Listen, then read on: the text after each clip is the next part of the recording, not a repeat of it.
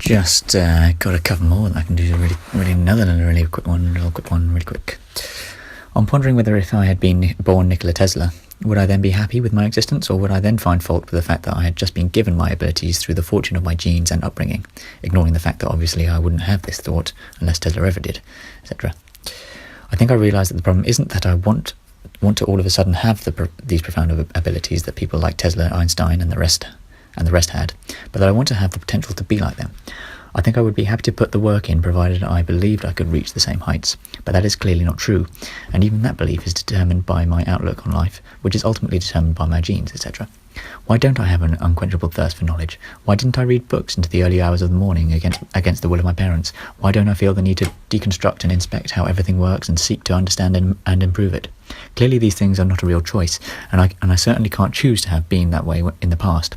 But I accept that all I can control is what I do now, and so most people would assume that if that's what I want to do, if that's what I want to be, I should start doing all these things now. But this is my point. I know I'm limited by my own biology, and furthermore, I don't get the drive that allowed people like Tesla to do these things anyway, and that's not something you can fake.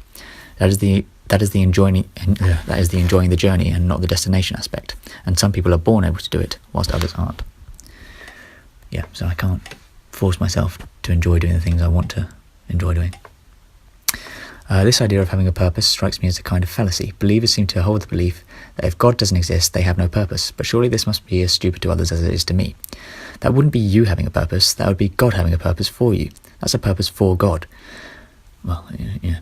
By that logic, what is God's purpose? Surely only God would have a purpose if some other greater God gave him a purpose. And of course, this would go on ad infinitum. In fact, I think this all comes down to a misunderstanding of what we're trying to find when we use the word purpose. Obviously, what I'm leading towards is that we all define our own purposes based on how our minds develop and what we value and want to see in the universe.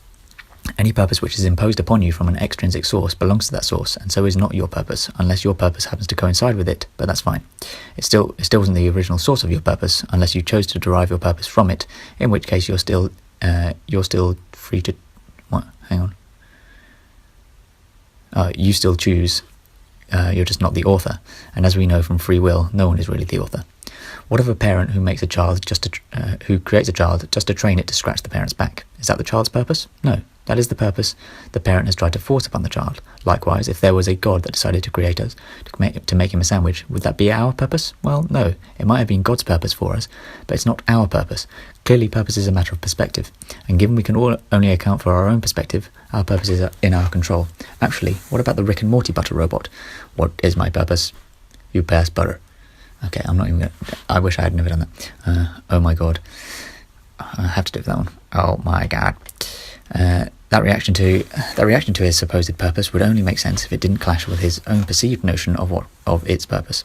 One might say that it didn't have a notion of its purpose, but again, this comes back to my argument of what's the square root of 74,213,000,000. You might not know the answer, but you know it isn't 2. I think purpose is just I think it's just a big language barrier, and it's a language barrier where purpose doesn't actually capture what we need it to capture as a word, because when we create something like obviously if you're creating an instrument for a task, so if you create a hammer, is it the hammer's purpose to hammer nails? Well, from our perspective, yes. But if the hammer was conscious all of a sudden, then its purpose kind of still is, but it isn't really, because it's whatever it decides. So it's had its purpose forced upon it. But I think that one kind of doesn't help, because it's hard to believe that a hammer could have a purpose that isn't hammering nails, because we're stupid, and it really does change when something becomes conscious. But obviously, trying to picture a conscious hammer doesn't help. So just stick with the ones I've given you, and I think you'll realise the whole God giving you a purpose thing, pretty much bullshit. Okay then, right, bye now.